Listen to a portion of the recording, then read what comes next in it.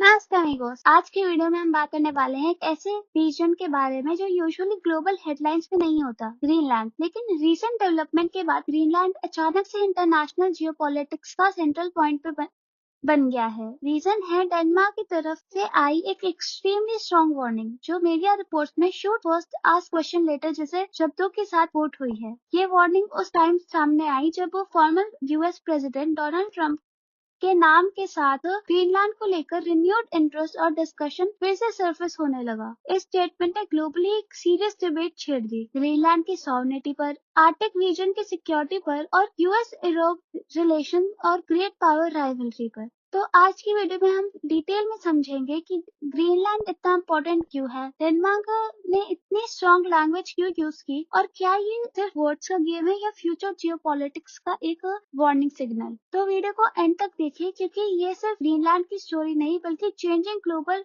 Power politics का एक clear example है।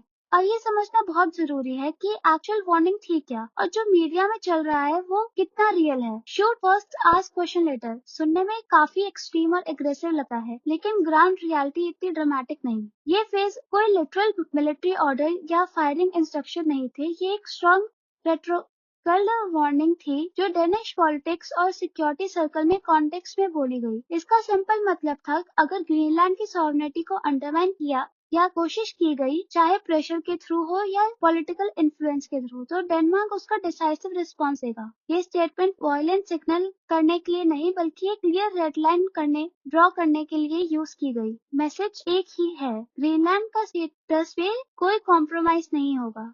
अब बात करते हैं कि ये वार्निंग किसने दी और इसका वेट इतना ज्यादा क्यों माना जा रहा है। ये स्टेटमेंट किसी रैंडम कमेंट या सोशल मीडिया पोस्ट के हिस्से से नहीं, इसका लिंक किया जा रहा है डेनमार्क के सीनियर पॉलिटिकल और डिफेंस लीडरशिप से, जो इंटरनेशनल सिक्योरिटी और टेरिटोरियल इंटीग्रिटी जैसे सेंसिटिव इशू हैंडल करते हैं। ये लोग जब ऐसी लैंग्वेज यूज करते हैं तो उसका मतलब होता है कि मैसेज ऑफिशियल पॉलिटिकल स्टैंड को रिफ्लेक्ट करता है, ना कि पर्सनल ओपिनियन को। डेनमार्क का पोजीशन बिल्कुल क्लियर है, ग्रीनलैंड नॉट फॉर सेल है और किसी भी कंट्री की तरफ से चाहे पॉलिटिकल प्रेशर हो चाहे स्ट्रेटेजिकल इंटरेस्ट, उसका फर्म और डिसाइसिव रिस्पॉन्स दिया जाएगा। इस वार्निंग का पर्पस ये था कि दुनिया को क्लियरली बता देना कि ग्रीनलैंड पर डेनमार्क का स्टैंड नॉन नेगोशिएबल है।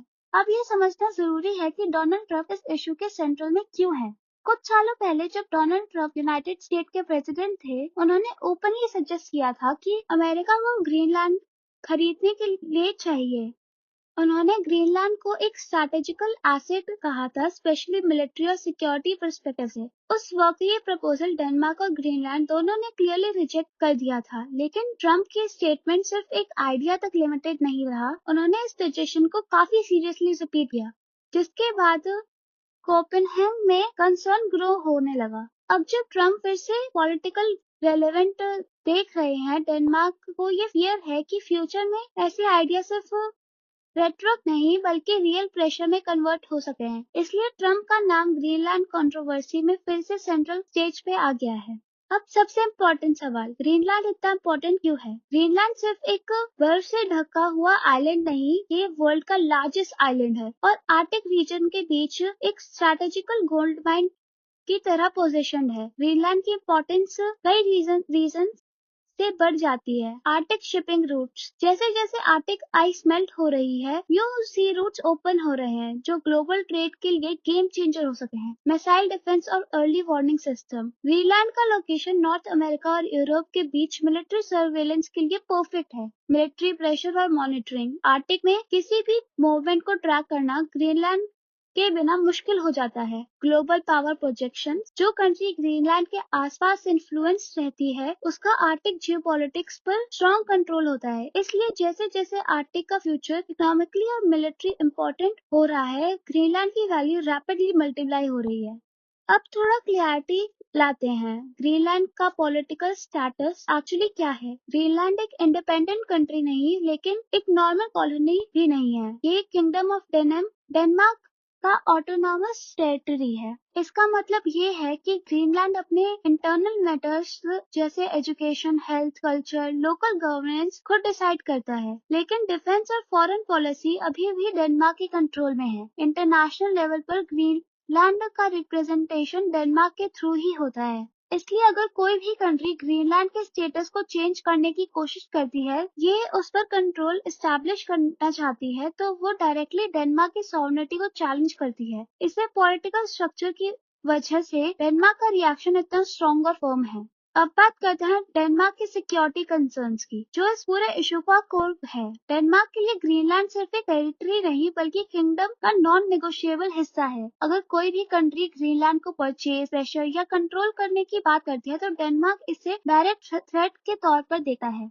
नेशनल सॉवरेनिटी पर थ्रेट, नाटो के इंटरनल स्टेबिलिटी पर प्रेशर, आर्टिक सिक्योरिटी नॉर्म्स का ब्रेकडाउन। डेनमार्क को ये भी फियर है कि अगर आज ग्रीनलैंड पर प्रेशर एक्सेप्ट किया गया तो कल आर्टिक रीजन में पावर पॉलिटिक्स और मिलिट्राइजेशन और बढ़ जाएगा। इसलिए डेनमार्क का मैसेज बहुत क्लियर है, ग्रीनलैंड पर कोई भी कॉम्पनसेशन या कॉम्प्रोमाइज नहीं, चाहे प्रेशर कितना भी पावरफुल कंट्री से तरफ से क्यों ना हो।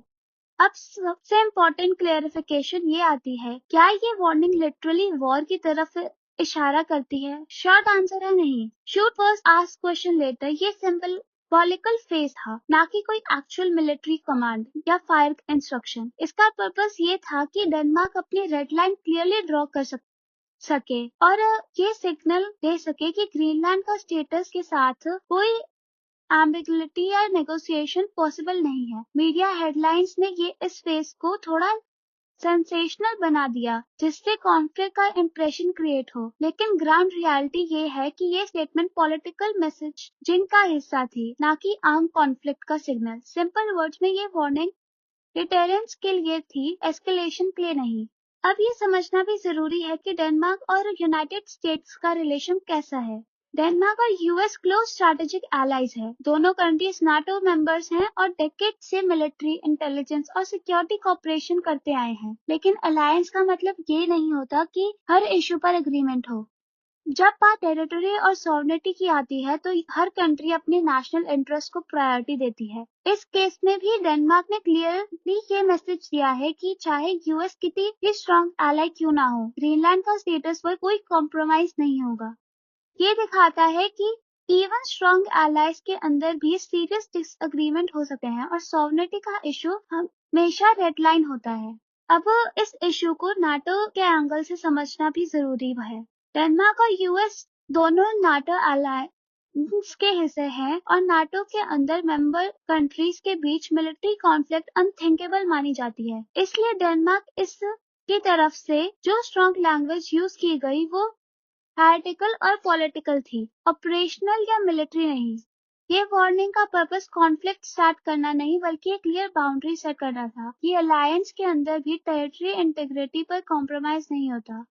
इससे ये भी क्लियर होता है कि नाटो जैसे एलाइज में सिर्फ एक्सट्रीम थ्रेट्स ही नहीं बल्कि इंटरेस्ट टेंशन भी अराइज हो सकती है, स्पेशली जब बात स्ट्रैटेजिक एसेट जैसे ग्रीनलैंड की हो। अब एक बहुत इंपॉर्टेंट एंगल, ग्रीनलैंड खुद क्या कह रहा है। ग्रीनलैंड के लीडर्स और लोकल रिप्रेजेंटेटिव्स बार बार इस एक ही बात क्लियर कर चुके हैं, Greenland is not for sale. उनका कहना है कि ग्रीनलैंड उसके लोगों का है और उसका फ्यूचर कोई फॉरेन पावर डिसाइड नहीं करेगी। काफी ग्रीनलैंड वॉइसेस यूएस इंटरेस्ट को नॉन कॉलोनियल माइंडसेट के तौर पर देते हैं, जहां स्ट्रैटेजिक इंपॉर्टेंस का नाम पर लोकल आइडेंटिटी और राइट इग्नोर हो जाती है। इसलिए ग्रीनलैंड में सेल्फ डिटरमिनेशन और फ्यूचर इंडिपेंडेंस जैसे टॉपिक पर भी सीरियस डिस्कशन चल रही है। ये इशू सिर्फ डेनमार्क वर्सेस यूएस का नहीं बल्कि ग्रीनलैंड के लोगों की एजेंसी का भी है, जो अक्सर ग्लोबल डिबेट्स में मिस हो जाते हैं।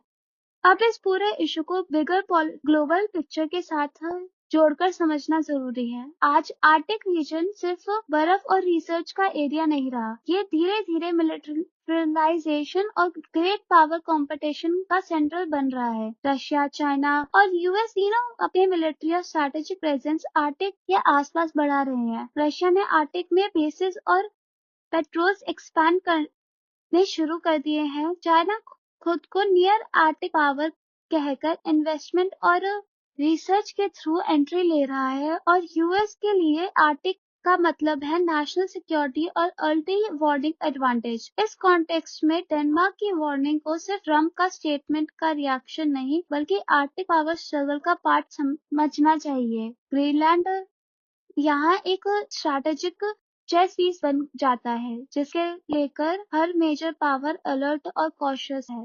अब बात करते हैं मीडिया ने इस इशू को कैसे प्रेजेंट किया और रियलिटी एक्चुअली क्या है। जैसे ही phrases shoot first ask question later headline में आया, मीडिया कवरेज को तुरंत का टोन काफी सेंसेशनल हो गया। काफी न्यूज आउटलेट्स ने इस कॉन्फ्लिक्ट या मिलिट्री कॉन्फ्रंट्रेशन का एंगल से देखा, जिससे लोगों को लगा जैसे वॉर का रिस्क इमीडिएट बढ़ गया हो। लेकिन जब हम कॉन्टेक्स्ट के साथ देखें तो रियलिटी थोड़ी डिफरेंट है। ये फेज एक डिप्लोमेटिक वार्निंग थी जो स्ट्रॉन्ग लैंग्वेज में दी गई, ना कि कोई डिक्लेरेशन ऑफ वॉर। इस केस में हेडलाइन ज्यादा लाउड थी जबकि एक्चुअल मैसेज पॉलिटिकल सिग्नलिंग और डिटरेंस की तक लिमिट कर था। इसलिए जरूरी है कि हमें सिर्फ हेडलाइन पर नहीं बल्कि फुल कॉन्टेक्स्ट और इंटेंट पर फोकस करना चाहिए। अब बात करते हैं इंटरनेशनल लॉ क्या कहता है इस पूरे इशू पर। इंटरनेशनल लॉ इस पोजीशन यहाँ बिल्कुल क्लियर है। Greenland legally kingdom of Denmark का हिस्सा है और ये स्टेटस ग्लोबल लेवल पर वाइडली रिकॉग्नाइज्ड है। इसका मतलब ये है कि बिना डेनमार्क और ग्रीनलैंड के लोगों की कंसेंट के कोई भी कंट्री ग्रीनलैंड को एक्वायर करने या उस पर कंट्रोल एस्टैब्लिश करने की कोशिश करे तो वो डायरेक्ट वायलेशन करेगी। US national charter, state sovereignty के नॉर्म्स और सेल्फ डिटरमिनेशन के प्रिंसिपल्स। इंटरनेशनल सिस्टम का बेसिक रूल ये है कि टेरिटरी फोर्स का प्रेशर से नहीं बल्कि लीगल और डेमोक्रेटिक प्रोसेस के थ्रू ही डिस्कशन होती है। इसलिए डेनमार्क की वार्निंग को सिर्फ इमोशनल रिएक्शन नहीं बल्कि इंटरनेशनल लॉ के डिफेंस के रूप में भी देखा जा रहा है। अब ये देखना भी जरूरी है कि इस यूएस डेनमार्क रिलेशन पर क्या इम्पैक्ट पड़ सकता है। ओवरऑल देखा जाए यूएस और डेनमार्क के रिलेशन अभी भी स्ट्रॉन्ग और स्टेबल है। दोनों नाटो एलाइज हैं और लॉन्ग टर्म स्ट्रैटेजिक पार्टनर भी। लेकिन इस इंसिडेंट ने एक इम्पोर्टेंट बात क्लियर कर दी है। फ्रेंडशिप का मतलब बाउंड्रीज क्रॉस करना नहीं होता। डेनमार्क ने ये सिग्नल दिया है कि चाहे लीडरशिप कौन सी भी हो या रेटोरिक कितना भी स्ट्रॉन्ग हो, ग्रीनलैंड का इशू पर रेड लाइन बिल्कुल फिक्स्ड है। फ्यूचर में कोई भी यूएस एडमिनिस्ट्रेशन इस बाउंड्री को इग्नोर नहीं कर सकी बिना सीरियस डिप्लोमेटिक पुशबैक के। अब समझते हैं कॉमन क्वेश्चन यहाँ आता है, क्या ये इशू कॉन्फ्लिक्ट या वॉर तक जा सकता है। इस सिचुएशन में मिलिट्री कॉन्फ्रंट्रेशन एक्सट्रीमली अनलाइकली है। डेनमार्क की वार्निंग का पर्पस वॉर स्टार्ट करना नहीं बल्कि स्पेकुलेशन और प्रेशर को डिटर करना है। डिप्लोमेटिक रियलिटी भी यही पॉइंट करती है कि डेनमार्क और यूएस दोनों नाटो मेंबर्स हैं और एलाइज के अंदर आर्म्ड कॉन्फ्रंट्रेशन का ऑप्शन प्रैक्टिकली एग्जिस्ट ही नहीं करता। साथ ही इंटरनेशनल इंस्टीट्यूशंस, लीगल फ्रेमवर्क और पॉलिटिकल कॉज किसी भी साइड हो, मिलिट्री एस्केलेशन को रोक देती है। इसलिए कॉन्सेंट्रेशन का सिग्नल नहीं बल्कि एक स्ट्रॉन्ग क्लेरिफिकेशन था ताकि चीजें आगे जाके और कॉम्प्लिकेटेड ना हो।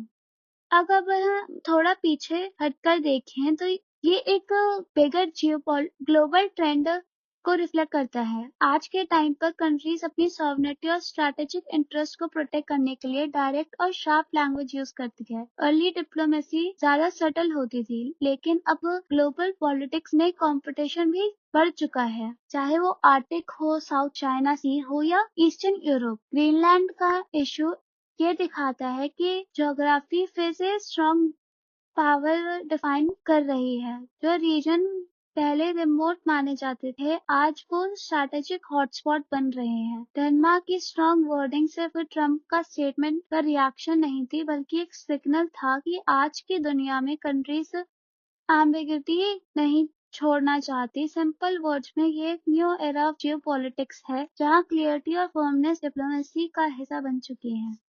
तो एंड में पिक्चर बिल्कुल क्लियर है। डेनमार्क की तरफ से जो वार्निंग आई वो मिलिट्री थ्रेट्स का वॉर डिक्लेरेशन नहीं, वो एक जियो पॉलिटिकल स्टेटमेंट थी। स्ट्रॉन्ग वर्ड्स में दिए गए मैसेज ताकि कोई कंफ्यूजन ना हो। ग्रीनलैंड जैसे स्ट्रैटेजिक रीजन में आज के टाइम पर ग्लोबल पावर पॉलिटिक्स के फ्लैश पॉइंट बन चुके हैं। जहां इंटरेस्ट बढ़ता है वहां बाउंड्रीज को ली डिफेंस करना पड़ता है। इसने हमें क्लियरली दिखाया कि चाहे एलाइज कितने भी स्ट्रॉन्ग क्यों ना हो, सॉवरेनिटी नॉन नेगोशिएबल होती है। ये केस वार्निंग है, वॉर नहीं, और ये सिग्नल है कि फ्यूचर जियोपॉलिटिक्स में वर्ड भी वेपन्स जितने पावरफुल हो सकते हैं। इसी के साथ करते हैं वीडियो का एंड। अगर आपको वीडियो पसंद आई हो तो लाइक, सब्सक्राइब और शेयर जरूर करें। Thank you.